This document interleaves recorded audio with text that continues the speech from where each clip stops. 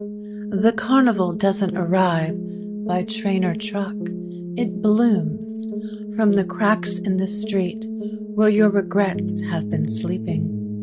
Welcome to Tongue of the Serpent, a Southern-Gothic horror podcast where memory wears a mask and every debt is paid in applause. Tonight's story is The Carnival Comes to Town. The crew of the Morning Star has followed the Rootheart's whisper through mirrors and madness, only to arrive at a carnival that remembers them better than they remember themselves. For Renard, it's a homecoming. For Sister Mercy, a confession. For Evelyn, a reckoning. And for Lucien, a museum of sins best left behind glass. The calliope is playing, the lights are on, and the price of admission is memory. The carnival comes to town. The calliope cries. The wonderland sky pulsed like lanterns behind a veil. Bruised pinks, flickering whites, soft thundercloud grays. Somewhere behind them, the Rootheart breathed in slow, endless rhythm. No longer a monster lurking below, now a heartbeat sewn into the seams of reality. And then came the music. A reedy tune, not heard so much as felt, like a dream you woke up humming. Teeny pipes, a stumble-step rhythm. It wound its way through the air like ivy through stone, not approaching, unfolding. Renard Blackwood froze mid-step, his face tilted toward the sound, but his posture shifted, tighter, alert. Lucien glanced at him. You recognize it? Too well, Renard said. His voice had lost its humor. The others slowed. Mercy's fingers brushed her belt pouch. Evelyn's hand hovered near the mirror hilt. Renard didn't speak again for a moment. Then, it's a calliope. Carnival music. But not the kind you buy tickets to. They kept walking because there was no other direction. Wonderland was shifting, not crumbling, not twisting, performing. Buildings bloomed in impossible colors. Cobblestones softened into sawdust. Shadows glittered like sequins in stage light. The scent arrived next. Roasted peanuts, burnt sugar, rained on iron, a whiff of wet fur. Renard Blackwood inhaled sharply. His expression darkened. They found me. Evelyn gave him a look, but said nothing. The air had changed too much for questions. A midway unfolded ahead.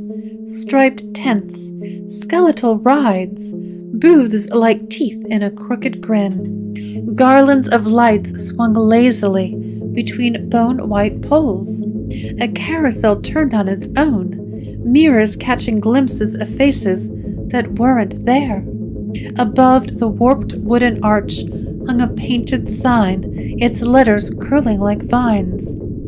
Welcome to the Carnival of the Lost. Admission. One memory. They stopped, but it didn't matter. They were already being drawn in. Their names, their histories. These were no longer waits, just tickets. The carnival didn't wait for visitors. It summoned its audience. Lucien narrowed his eyes. This place doesn't belong to Lucifer. No. Renard said. This is something older. Mercy frowned. You sound like you've been here before. Renard hesitated, and then, as the calliope twisted into a minor key, he said, Not here exactly, but I know the shape of it. He stepped forward, slower now, deliberate. I come from carnival folk. We weren't barkers or roustabouts, not like that.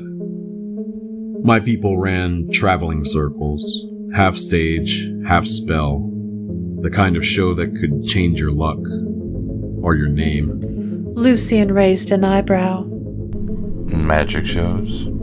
Deals dressed up as delights. Renard said. You'd trade a regret for a wish, a birthday for a secret. My uncle ran the whole thing. Leo. His spirit was the lion. Evelyn blinked. Spirit? Renard nodded. Everyone's born with one in the family. Deer, crow, snake, wolf. Mine was fox. The wind shifted. The calliope wailed like a crying child. Renard's voice dropped. I left when I stopped wanting to belong to their stories. But stories don't forget you. A second sign swung beneath the first, wooden letters clacking in the wind. You may only enter what you've already lost. I know what they want.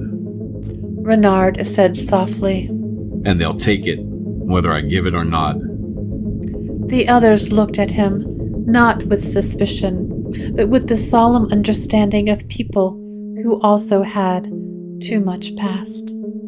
Evelyn turned her gaze to the midway. We've crossed into someone's memory. No. Renard said. We've crossed into its mouth. They stepped under the arch. The air went still.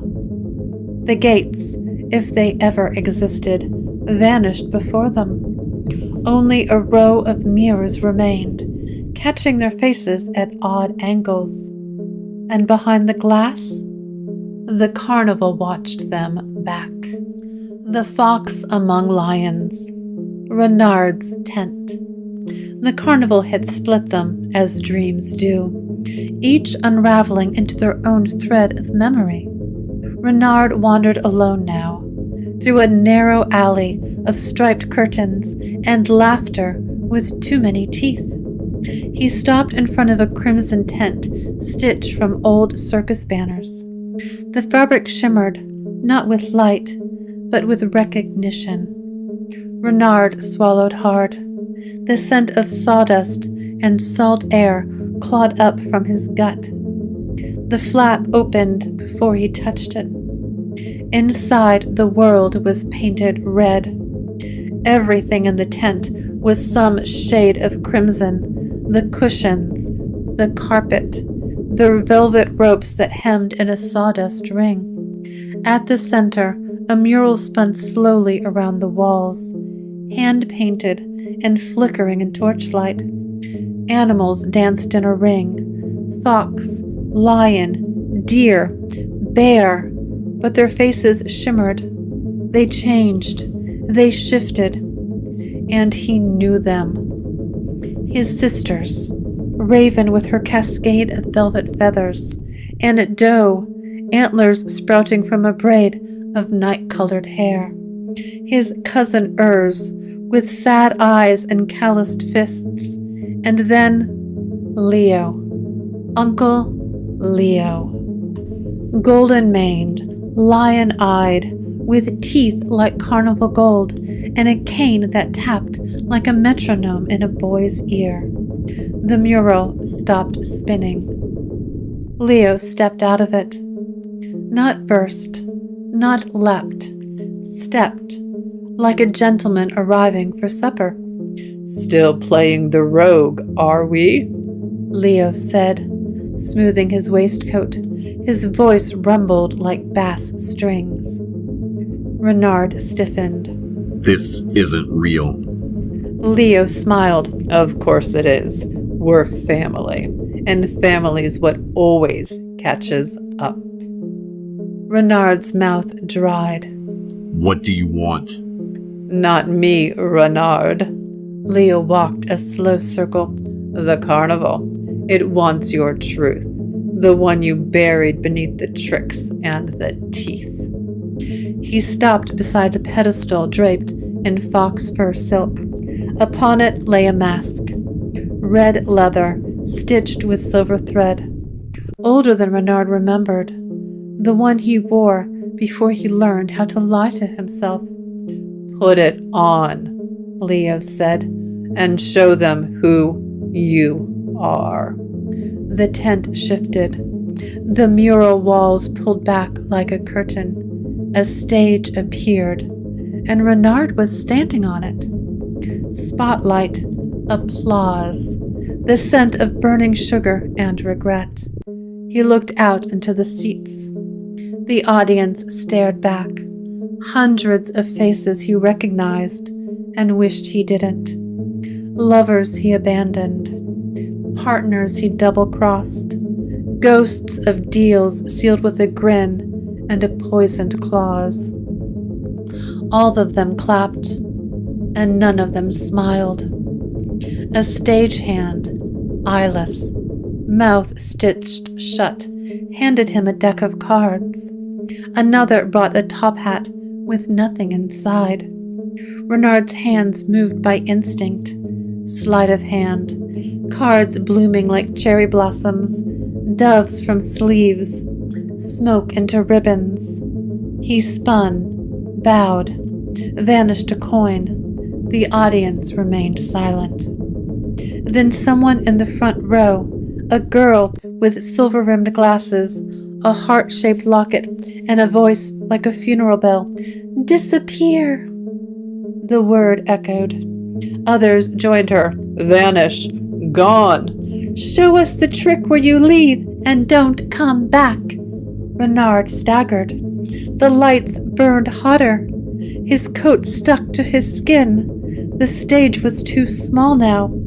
Shrinking, bending inward, his own mask pulsed in his hand. Then he saw it. It no longer moved with him. It had unmoored, stretching tall and grinning like a wolf. The shadow bowed to the audience. They cheered, and Renard understood. They didn't want him to vanish. They wanted to keep the part of him that betrayed, that fled, that whispered, "You'll never be safe if they know you." He took the knife from his belt, didn't hesitate. He cut the shadow loose. It screamed once, like a fox caught in wire, and crumbled into smoke. The audience vanished.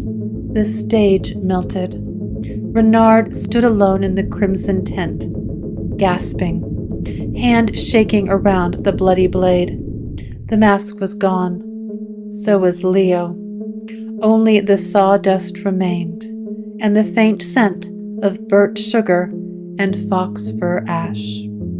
Outside the flap, a brass bell rang once. Another act had begun, and Renard wasn't sure if he was walking out of the carnival or deeper into it.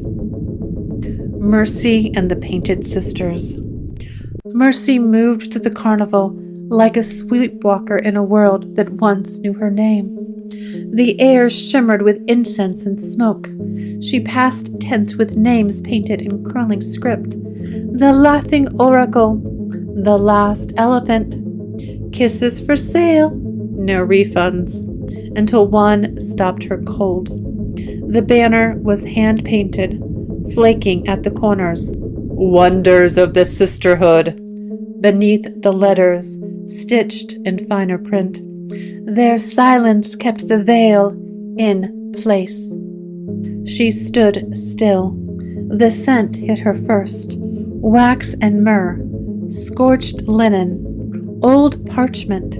Then the sound. Threads pulling taut, like embroidery being stitched into skin.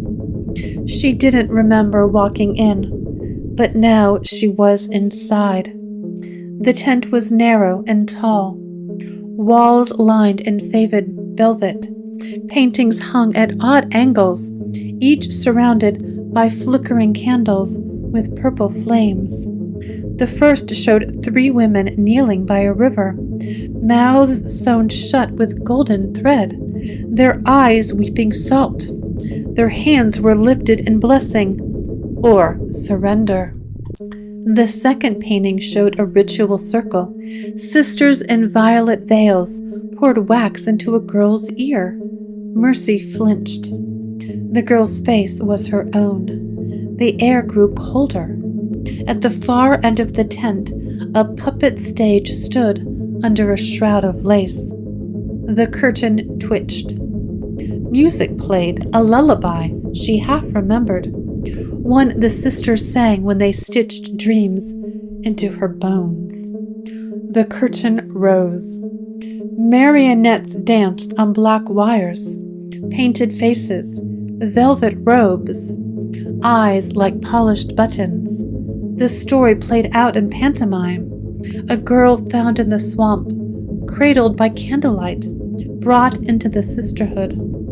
Mercy watched, frozen. They showed her learning the rites, stitching the veil, bleeding prayers into the salt. Then came the fire.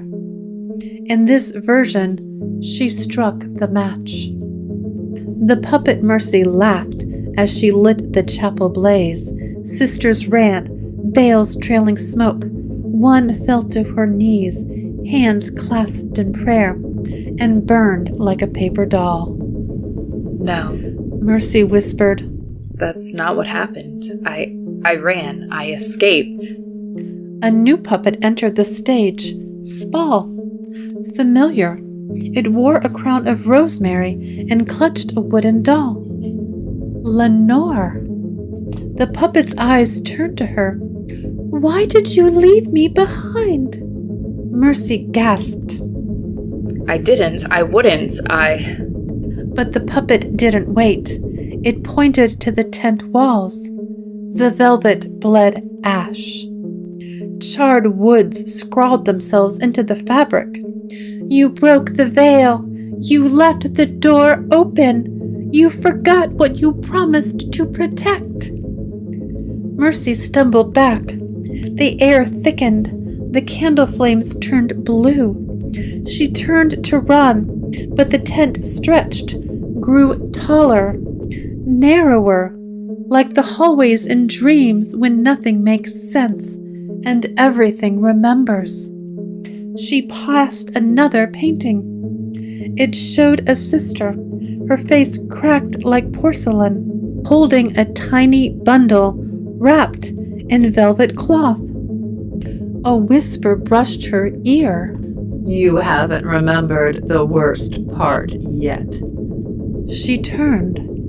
A puppet stood at her shoulder, too close, face blank, hands outstretched. Not yet, It whispered again.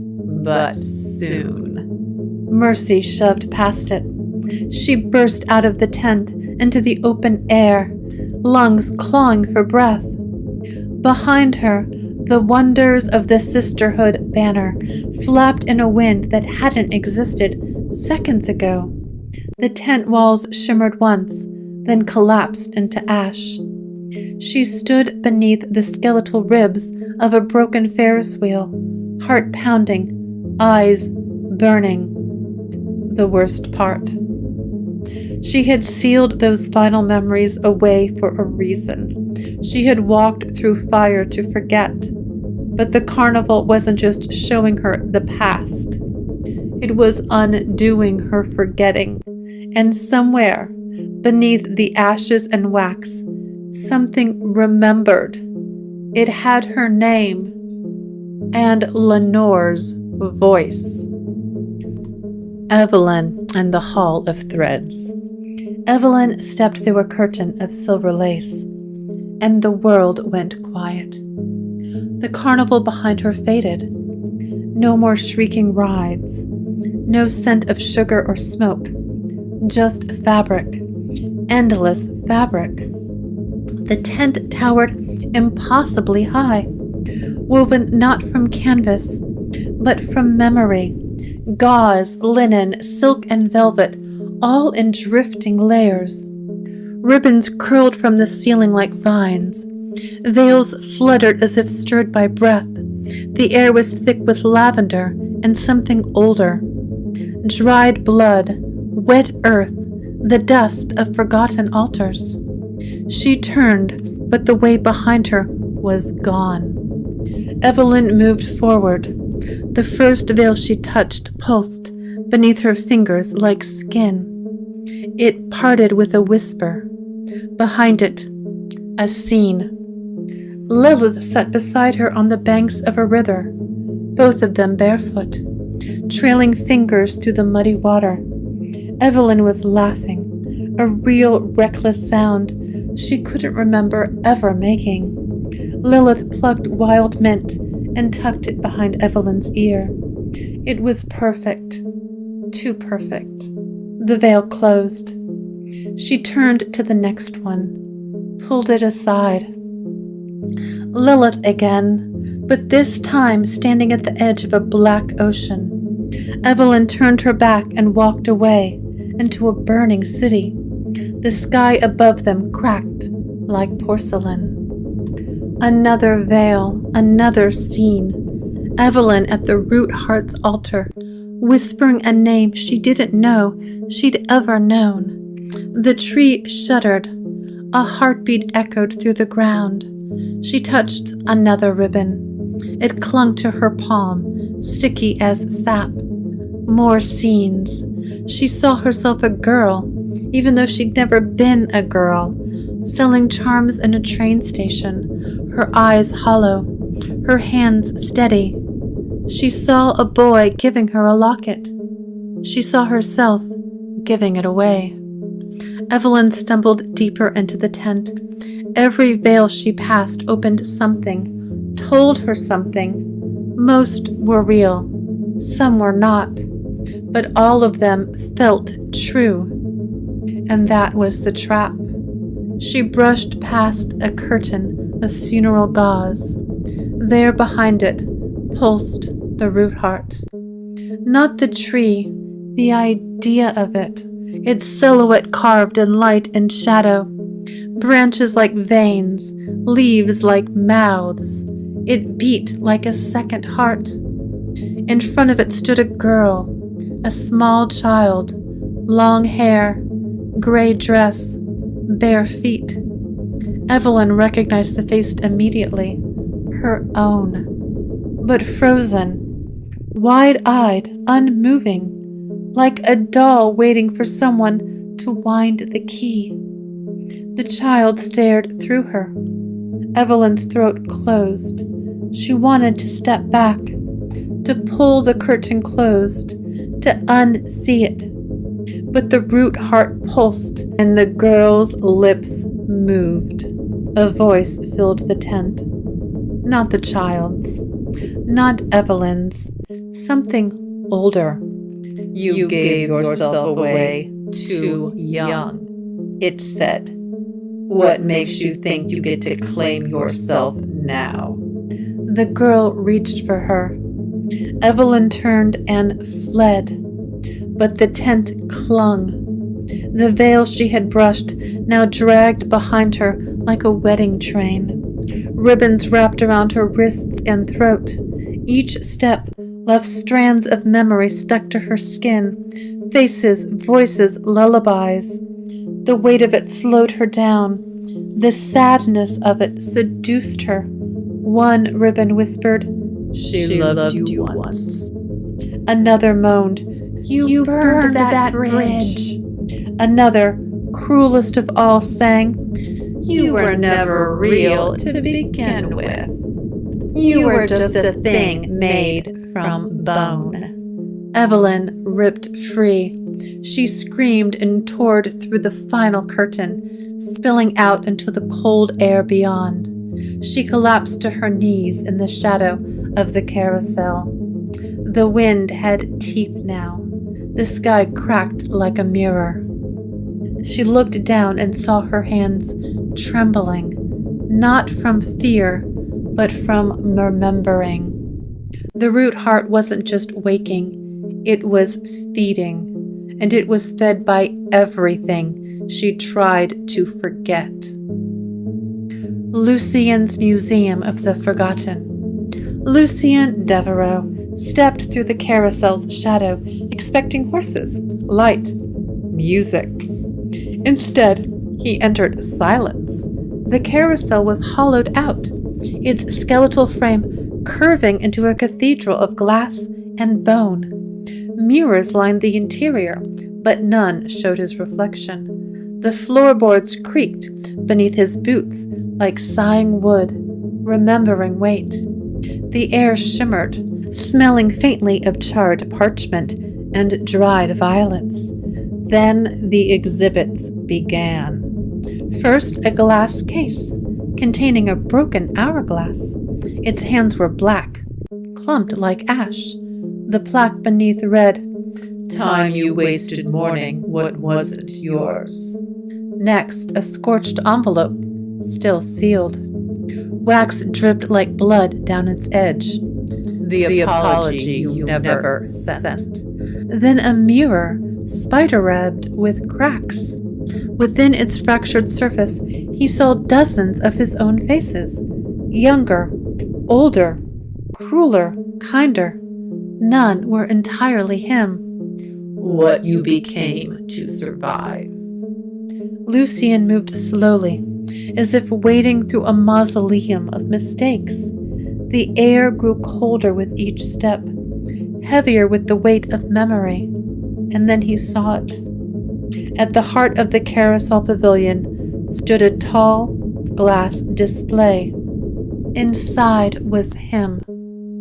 Wax Lucien, frozen mid-sentence, one hand raised in a curatorial gesture, the other holding a book with no title. His wax lips were parted, as if caught between explanation and excuse. His eyes were blank, but searching. The plaque read, Curator, collector, coward. Lucien stood in front of the display and couldn't move. He wanted to speak, to deny, to laugh, to explain. But the air pressed against his throat. I'm not. He began, but something shushed him. Not a sound, a pressure. Invisible hands, cold as marble, pressed against his lips, his chest. He staggered backward, breath caught in his lungs. The wax statue's eyes blinked. Just once.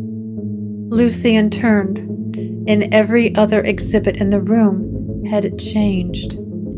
Every display now held a different version of him.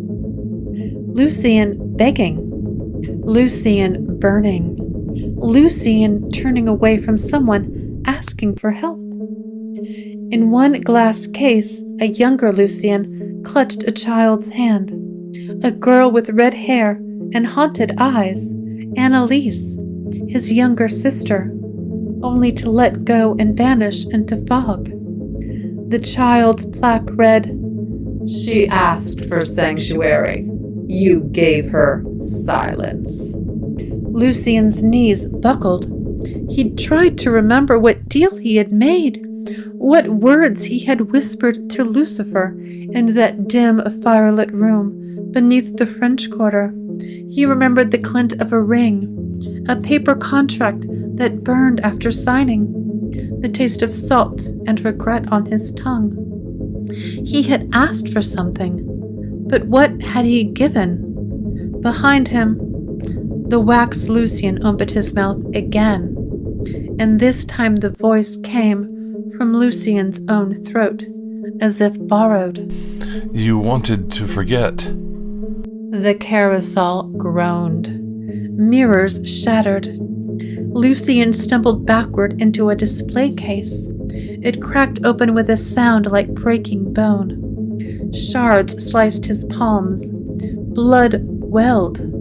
The wax Lucien began to melt. The exhibit lights flickered, sputtered, and extinguished, one by one, and then silence again. Lucien stood in darkness. His breath echoed. His hands dripped. Somewhere beneath him, the carousel began to turn, slowly, creaking with memory. He staggered toward the exit, but the exit was gone. Only one thing remained. A single candle in a crystal holder, floating in the air, flickering sideways, its flame bent not with wind, but intention. He reached for it. The moment his fingers touched the wick, he was pulled out, ejected through velvet curtains, and landed beside Evelyn, Mercy, and Renard. They were huddled at the edge of the midway. None of them spoke. Each bore the marks of what they'd seen. Salt on Mercy's cheek, ash on Evelyn's sleeves, red threads on Renard's boots, blood on Lucien's hands. The Rootheart pulsed. The sky cracked. And from the funhouse at the carnival's far end, a light turned on, and a crooked sign blinked into being. Main event. 1 night only. The tent flaps rustled. Something waited inside. The final ride. Feeding the Rootheart. The four of them stood before the carousel at the center of the carnival. Not quite a machine, not quite alive. Its bones were polished silver, its music box wheezed with rusted breath, and its horses had no eyes, just grins. Above them, Lucifer waited. He sat astride a skeletal steed, wrapped in velvet banners, clad in a ringmaster's coat, stitched from regrets. His top hat gleamed with mirror shards. His grin had too many teeth. Welcome, my wonders. He said. One last spin before the Rootheart dines. His voice echoed strangely, not through air, but through marrow. The Rootheart pulsed behind him, a thing of tangled vines and glowing, wound-red fruit. It shimmered at the edge of reality, blooming above the carousel like a parasitic crown. Its thorns thirsted. Evelyn staggered forward, eyes wide. She could feel it now. The truth. Every memory they had faced, every fear unearthed, every word they hadn't spoken, he'd fed it all to the Rootheart. You're using us, she whispered, feeding it with pain. Lucifer's grin didn't falter. Oh, darling, not using, honoring.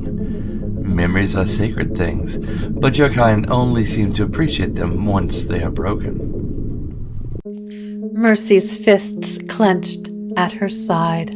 This isn't honor, it's torture. Lucien's voice was tight. What do you want from us? Lucifer spread his arms, velvet coat billowing. Only your attention, your wounds, your willingness to remember. That's all it takes to keep the Rootheart awake. And once it's strong enough... He didn't finish the sentence. He didn't have to. They could feel it, the hunger behind the bloom, the weight of something ancient, furious, and half-born. Evelyn stepped back, shaking her head. This place, it's made of us. Lucifer bowed. Every tent, a confession. Every rite, a ritual. Memory as spectacle. Regret as entertainment. And now... he said, voice lowering. The carnival demands a performer. The carousel spun faster, metal hooves striking sparks. One of you must stay. Lucifer said softly. To keep the memory alive. The air froze. Mercy turned to Evelyn. Lucien looked at Mercy.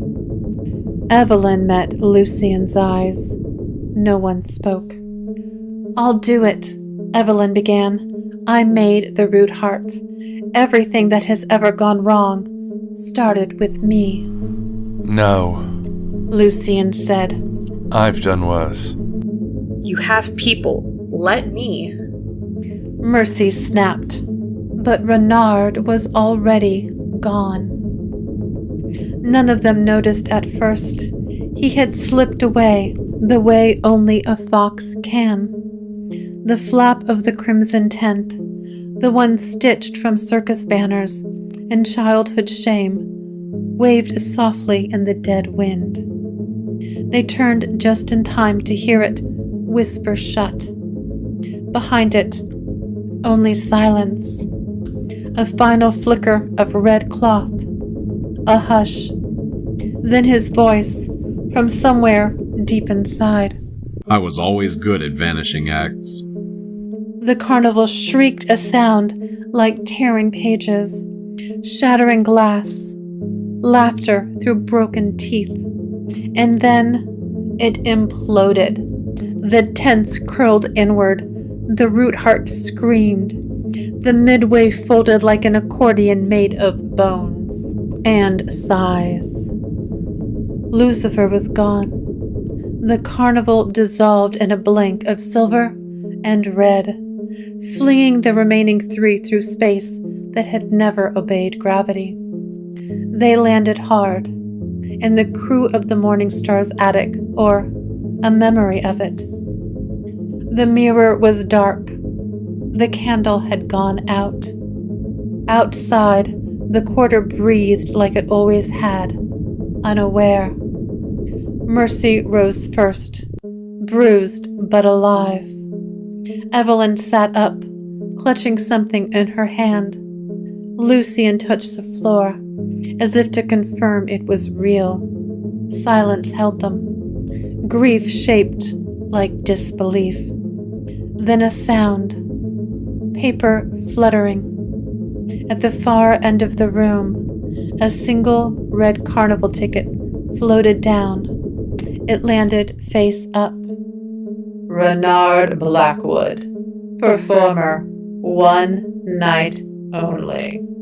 The name faded as they watched, letter by letter, until only a blood-red smudge remained. The carnival's gone now. No smoke, no lights, no laughter. Just the smell of burnt sugar and the ghost of a song that won't stop humming itself. Renard is gone too, vanished like the fox he always was, leaving behind only one red ticket and the sound of applause fading into nothing. The Rootheart sleeps again, but not peacefully. Dreams have teeth. You've been listening to Tongue of the Serpent, written and created by Loveday Funk. Jared Savoy voiced Renard Blackwood. Wilson Ravel is Lucien Devereaux and Lucifer Morningstar. Sister Mercy voiced by Miranda Funk. If this story left you haunted, share it so the carnival knows where to set up.